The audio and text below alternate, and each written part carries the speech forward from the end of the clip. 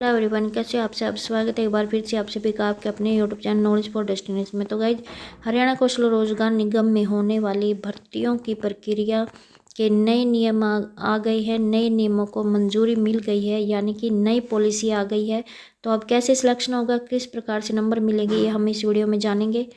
और इसके लिए वीडियो अंत तक जरूर देखें ताकि पूरी अपडेट आप जान पाए। और हाँ गाइज, जो ये हरियाणा कौशल रोजगार निगम में भर्तियाँ होती हैं, ये अस्थायी भर्तियाँ होती है। थोड़े टाइम के लिए ये भर्तियाँ की जाती है, जैसे साल भर के लिए, 6 महीने के लिए या फिर 3 महीने के लिए। तो अब हरियाणा कौशल रोजगार निगम में होने वाली भर्तियों की जो प्रक्रिया है, उसमें नियमों को बदलकर नए नियम को मतलब मंजूरी मिल चुकी है, यानी कि नई पॉलिसी आ गई है। तो चलो जान लेते हैं। लेकिन गाइस, इससे पहले अगर आप चैनल से पहली बार जुड़े तो चैनल को जरूर सब्सक्राइब करें और वीडियो को लाइक और कमेंट करना ना भूलें। तो जान लेते हैं जो हरियाणा कौशल रोजगार निगम में होने वाली भर्तियों की जो नई पॉलिसी को मंजूरी मिली है, किस प्रकार से सिलेक्शन होगा, किस प्रकार से नंबर मिलेंगे, तो जान लेते हैं। तो गाइज, ये है अपडेट जिसमें कहा गया कि हरियाणा कौशल रोजगार निगम की पॉलिसी में संशोधन को अब मुख्यमंत्री मनोहर लाल की मिली मंजूरी। तो अब यह संशोधित नीति कभी भी जारी हो सकती है और नए संशोधन अनुसार अब जो आपके पास अतिरिक्त शैक्षणिक योग्यता रहेगी और साथ में आपका अगर प्रदेश सरकार में किए गए कार्य के अनुभव होगा तो उसके अब आपको अंक मिलेंगे। और मुख्यमंत्री अंत्योदय परिवार उत्थान योजना के तहत जो आपको पहले 50 अंक मिलते थे, वो अब उनको हटा दिया गया है। तो पहले नियुक्ति के लिए आपके जैसे कि 150 अंक तय थे, मगर अब जैसे कि आपको पता है कि मुख्यमंत्री अंत्योदय परिवार उत्थान योजना के तहत मिलने वाले 50 अंकों को हटा दिया गया। तो अब ये नियुक्ति के 100 अंक तय किए गए हैं।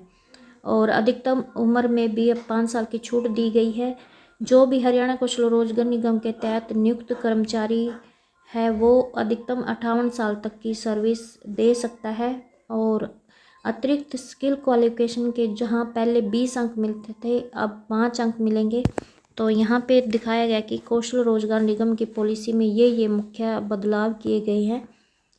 तो जैसे न्यूनतम 18 साल और अधिकतम 42 साल उम्र आपकी तय की गई है, यानी कि हरियाणा कौशल रोजगार निगम में लगने के लिए जो न्यूनतम आयु रहेगी वो 18 साल और अधिकतम 42 साल, मगर 5 साल की अधिकतम छूट मिलेगी। पहले ये जो छूट थी ये आरक्षित श्रेणी के मतलब उम्मीदवार थे उनको मिलती थी, लेकिन अब ये छूट आरक्षित श्रेणी के अलावा अब अनुभव के बदले भी मिलेगी। और अनुभव के तौर पर उम्र में अधिकतम यानी कि ज़्यादा से ज़्यादा 5 साल की छूट मिलेगी, इससे ज़्यादा नहीं मिलेगी। क्योंकि और यहाँ पे बताया गया कि यानी कि 1 साल के लिए 1 साल की छूट, अगर आपके पास अनुभव 1 साल का है तो 1 साल की छूट, 2 साल का है तो 2 साल की छूट, अधिकतम यानी ज़्यादा से ज़्यादा आपको 5 साल की छूट मिलेगी।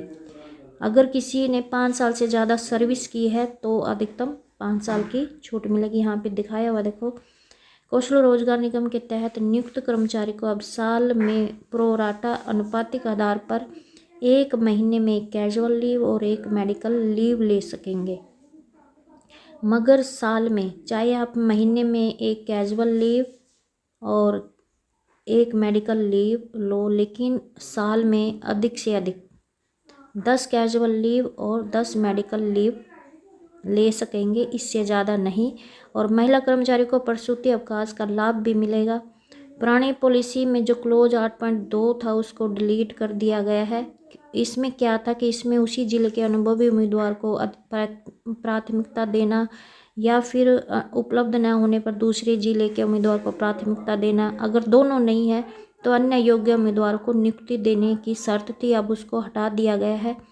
तो यहाँ पे दिखाया गया है कि कैसे कैसे आपको ये मतलब नियुक्ति के जो अंक है वो तय किए गए हैं। तो पारिवारिक आय पीपी वेरिफिकेशन में जिनकी आय 1.80 लाख रुपए से कम है उसके 40 अंक, उम्र पीपी वेरिफिकेशन के अनुसार उसके 10, अगर आपके पास अतिरिक्त स्किल क्वालिफिकेशन है उसके 5, अतिरिक्त शैक्षणिक योग्यता होने पर 5 अंक, सामाजिक आर्थिक मानदंड के 10 अंक, सिटी पास है अगर आप तो 10 अंक, ईज ऑफ डेवलपमेंट के भी 10 अंक, अगर प्रदेश सरकार का अनुभव होने पर आपको 10 अंक, यानी कि ये कुल मिलाकर आपको नियुक्ति के अब जो भी मतलब हरियाणा कौशल रोजगार निगम में जो भी कर्मचारी लगेंगे, अब उसके नियुक्ति के 100 अंक इस प्रकार से तय किए गए हैं।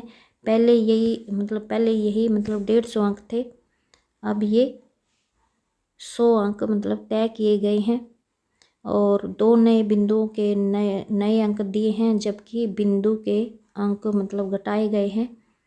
यहाँ पे देखो ये सामाजिक आर्थिक मानदंड के अंक भी किस प्रकार से मिलेंगे ये दिखाए गए हैं कि अनाथ होने पर आपको 10 अंक मिलेंगे, मगर उम्र का भी इसमें प्रावधान रखा गया है कि मगर ये 25 साल तक के उम्मीदवार को ही मिलेंगे। विधवा होने के 5 अंक मिलेंगे और फादरलेस के 5 अंक मिलेंगे। तो इस प्रकार से ये नियुक्ति के आपके ये अंक है वो तय किए गए हैं। तो आई होप आपको ये अपडेट अच्छी लगी। प्लीज़ चैनल को सब्सक्राइब और वीडियो को लाइक करना ना भूलें। Thank you.